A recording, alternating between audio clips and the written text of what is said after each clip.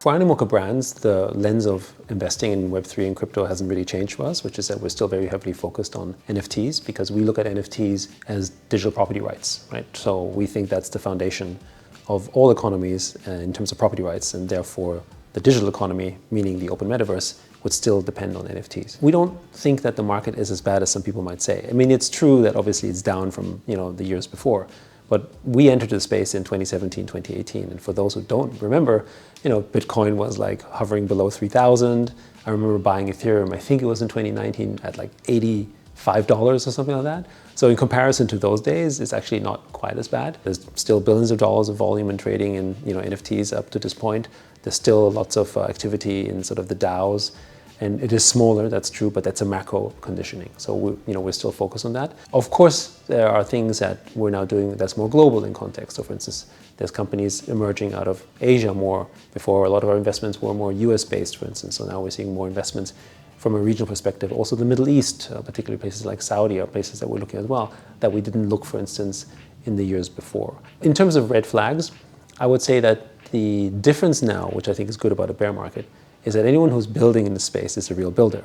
Because it's much harder to sort of make a quick buck, and so you can find more real founders. We look for founders who really believe in the Web3 ethos. Basically, this idea of stakeholder capitalism, the fact that owners in the network, you share value between them. That's what we believe in, the shared network effect. Founders who don't believe in that but want to still be in the Web3 space are the ones that we typically wouldn't want to invest in. But that's, of course, something that you have to discover over some time. It's not something that you can easily know in the first meeting.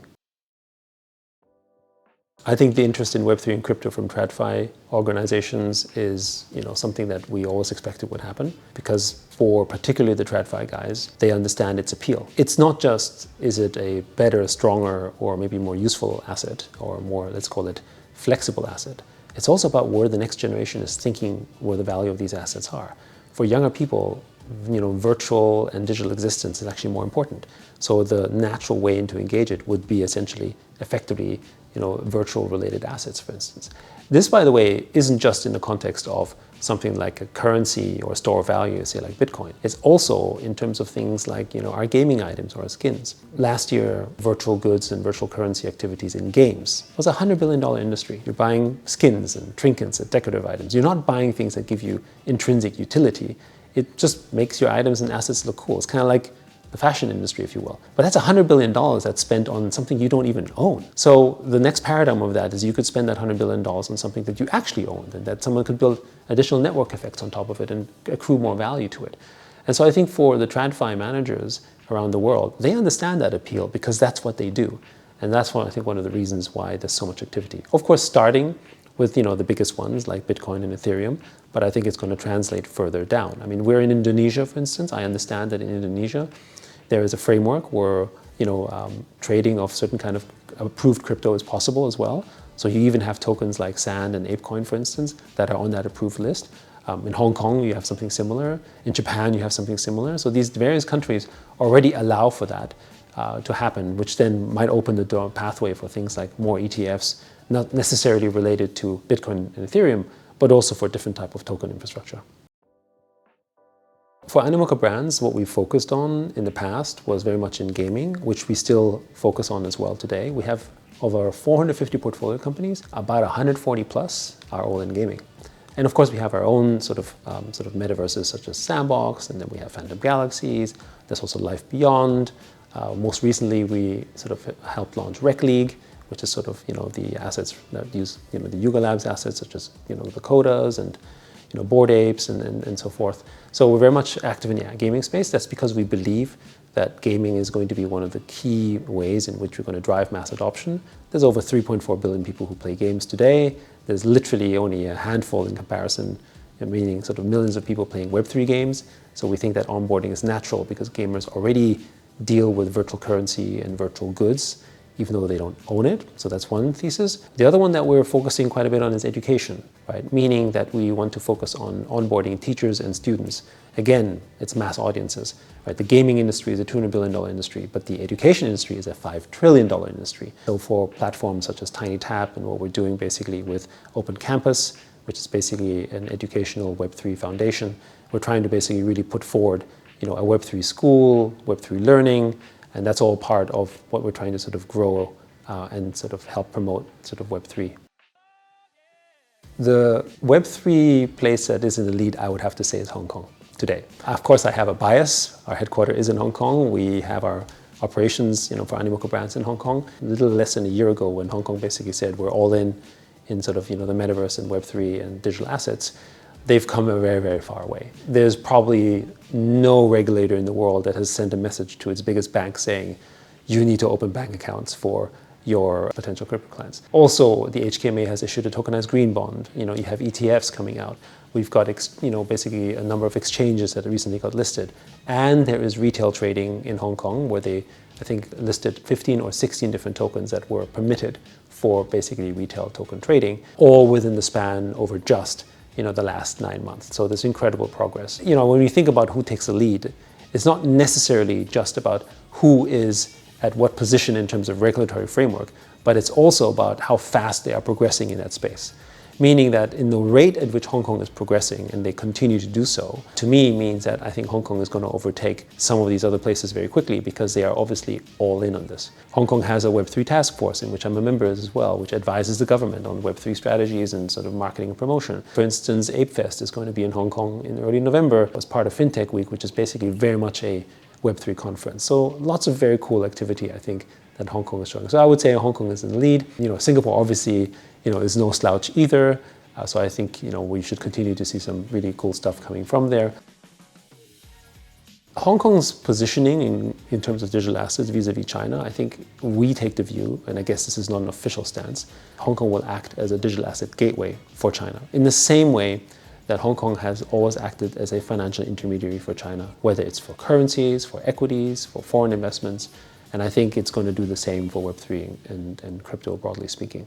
Meaning that Chinese people in the mainland are going to be able to participate perhaps in digital assets through Hong Kong, and people who are interested in China can maybe participate in the Chinese economy, but with crypto assets perhaps, but through Hong Kong as well, which would be very fitting. That's typically what Hong Kong's role has always been.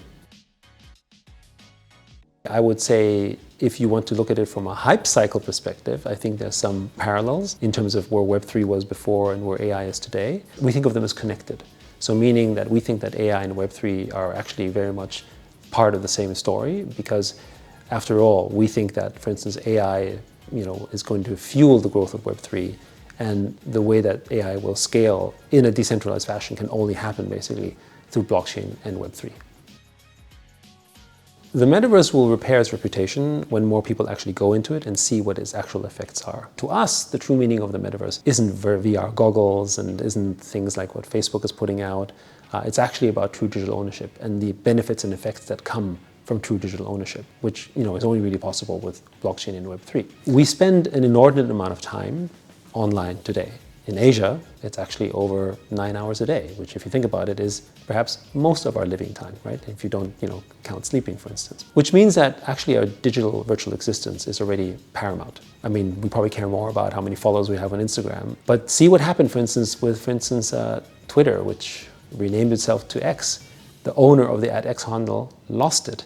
And then because they wanted to do a music service, the owner of the @music handle, who had been benefiting from that handle and developed it, lost it as well. And countless others are basically being effectively deplatformed. It's the digital virtual sort of equivalent of you used to own a house and the government just came in and said, it's not your house anymore. What happens? Well, you can't develop an ecosystem like that. You can't build an economy. You can't have, imagine Singapore, and you don't actually have property rights. The house is never yours. It only belongs to the government. Someone can take it away whenever they want. I don't like this restaurant. I'll just change it. That's the problem, right?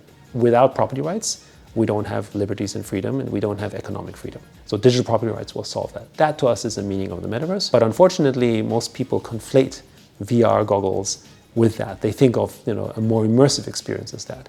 We think the immersion is actually the ownership angle. That's actually where we become really connected to that. We need to explain that a metaverse is essentially a new economic paradigm centered around stakeholder capitalism rather than shareholder capitalism. One of the experiences I had when I was actually giving my metaverse talk at TED was that most people thought the metaverse was Facebook, right? And so when they look at the stats of what Horizons is doing and they see the results of that, the failure of the metaverse was translated as because Meta wasn't successful, that means the metaverse is not successful. But they're completely two different things. When you look at ownership of NFTs, that's actually being a member of, the digital property rights movement, meaning that you're part of the metaverse. Meaning it's not about specifically being in a VR world or in some kind of VR engagement to be part of that metaverse. I would argue, for instance, that we're already in a quasi kind of metaverse, except it is feudal in construction. We spend all of our time online. We're sharing, materials and photos. And what are we doing? We're dropping pieces of data. This data is actually the valuable resource. To us, data is the material resources of the metaverse. And they create derivative network effects. Remember, if we don't give data to the network, then there would be no ChatGPT. There would be no self-driving cars. There would be no sort of, great advertising engines coming out of, Apple or Facebook. But the problem is we give it its value, but we don't own any of that. And then they sell it back to us in products and services. That to us feels like the sort of ultimate kind of digital colonialism. So that's basically what Web3 solves. So when you take out the perspective of, the metaverse was disappointing, well, what you're disappointed on is that the VR experience was disappointing. But actually, if you were making sort of income because you created a virtual experience, or you were basically doing an NFT collection, or you created a GameFi project, you're in Web3, that to us is the metaverse and the effects of it. I mean, last year, $30 billion worth of economic activity took place in the metaverse. When you take a look at, for instance, DAOs, decentralized autonomous organizations, there's over $12 billion in these DAOs. And what's amazing about them is that they're community government. They're not owned by a company or corporation, they're owned by the community. And you can go for them for funding or go for them for development opportunities. Again, that to me is the opportunity for people who would normally never have access to this. Now they can do that in Web3.